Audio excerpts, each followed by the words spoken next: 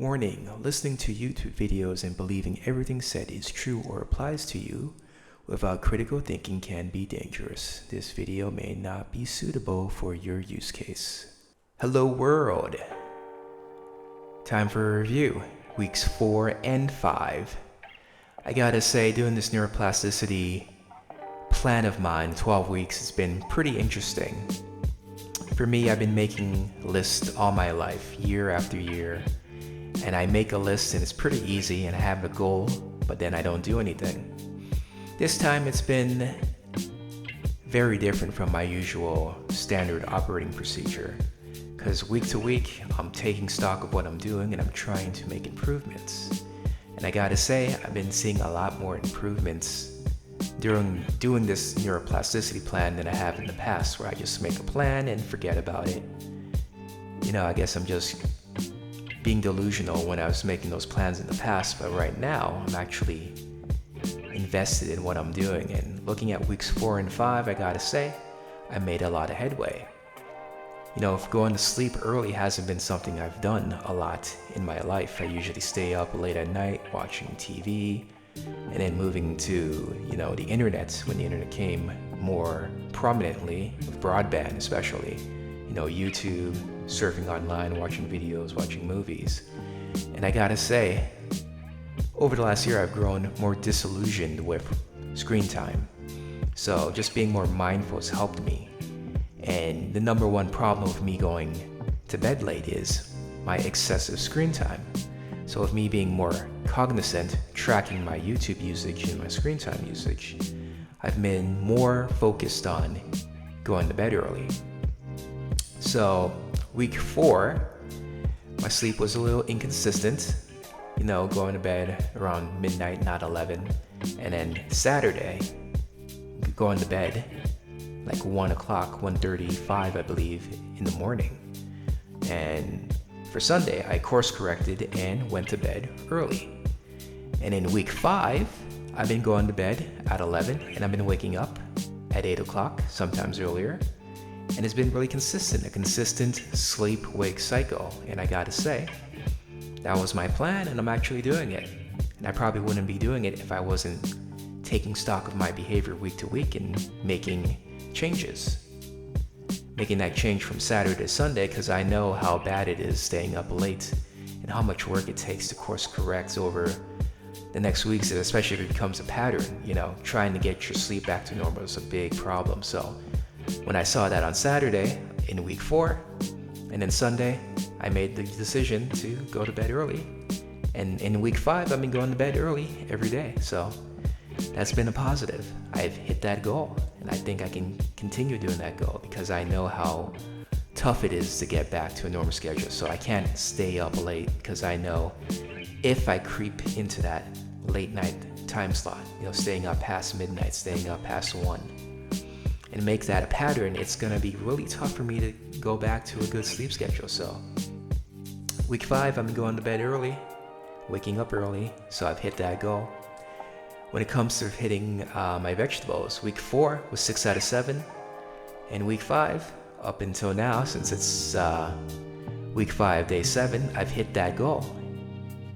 Switching from servings to grams, since I weigh my food every day, it makes a lot more sense. I go with 300 grams of vegetables and 200 grams of fruits, and just having that mindset, knowing exactly what I need to eat, it makes it a lot easier for me to hit that goal. And when I see there's no fruits and vegetables, I go to the grocery store to get new fruits and vegetables. So I'm not shirking my responsibility. I know what I gotta do. I want to hit that goal. So when I see there's no fruits and vegetables, I go buy it. So I make sure I'm hitting that goal.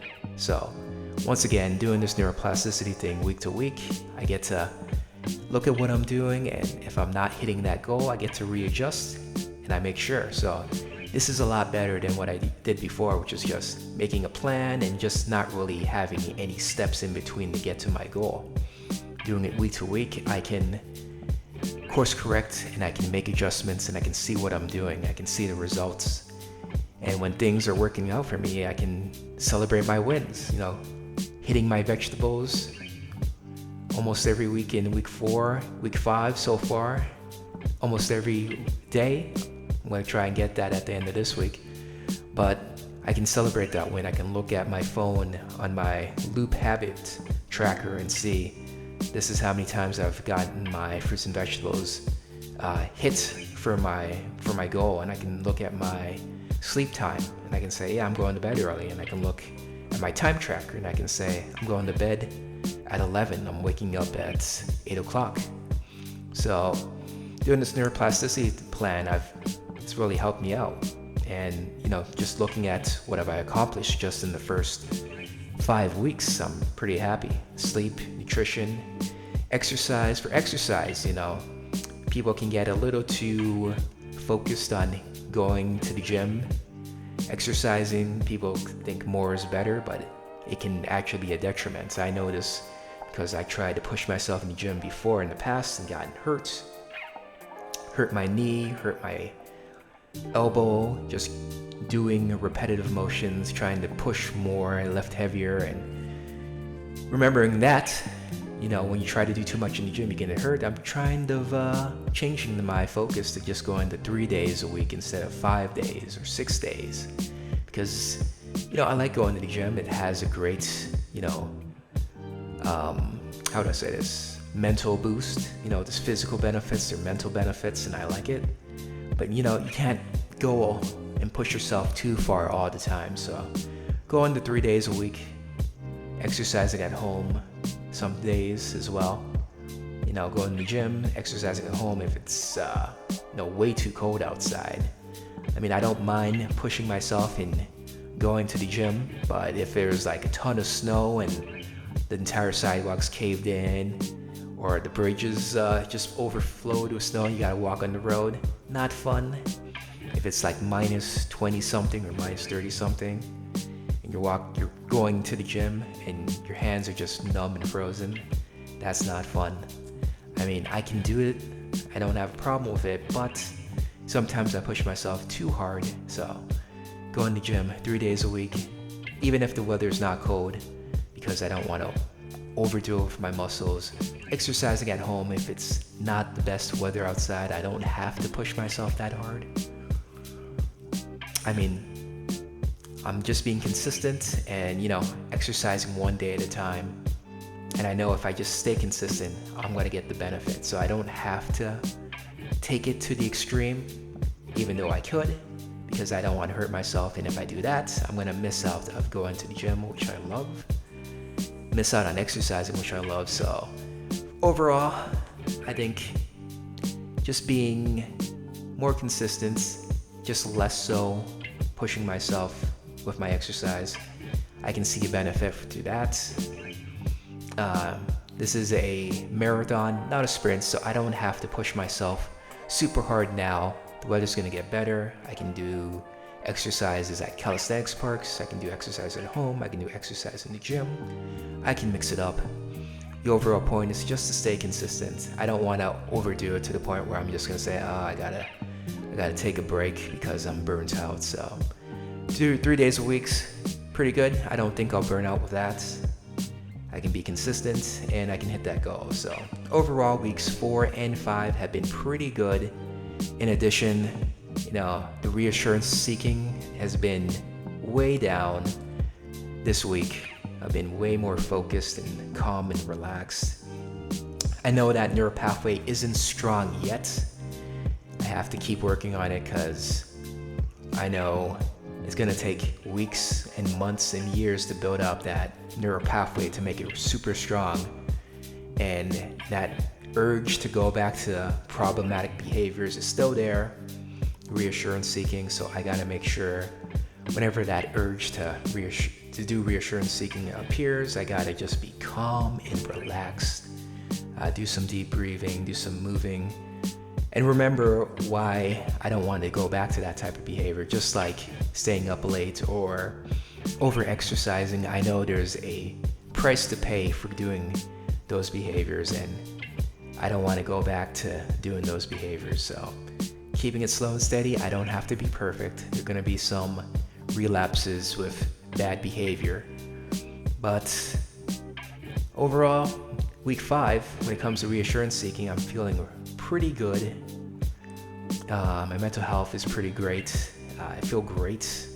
I feel a lot of this energy, and my mood's a lot better. I'm not as cranky, not as irritable. Going to gyms helped me. Eating healthy's been a plus. Getting my sleep. All of these things have come together to help me with my overall mental health, and I'm seeing a lot of great benefits. 5 weeks in, a lot of positives. I'm just looking for continuing this journey. I'm moving on to trying to do things that I've been putting off, and I know staying the same is not going to be benefits. It's not going to be a benefit for building these new neural pathways. I got to get rid of the old behaviors and focus on the new ones. And pushing myself, even though there is that procrastination and that fear, you got to go and jump into the deep end and try different things. And, just these first 5 weeks, doing what I wanted to do starting off has been great. There are other things that are outside of my comfort zone that I got to focus on. And, just continuing that. And I feel by the end of week 12, if I can push myself out of my comfort zone, I can see some real benefits coming, some real improvements. Feeling great. This has been a great experience, and I know if I just stay the course, I can achieve my goal. It's not going to happen all at once. You can't run a race all at once. It's one step at a time, and that's what I've been doing these first 5 weeks, one step at a time, and I'm going to continue that. And I can see at the end of 12 weeks, I can make a real big improvement compared to the other times I've done these neuroplasticity plans or to-do lists, because I'm committed to it. So I hope for the best. I'm going to take it one step, and at the end of this neuroplasticity plan, I really hope to build new neural pathways and just living my life to the fullest. So it's been a great experience, and I hope it's going to be even greater.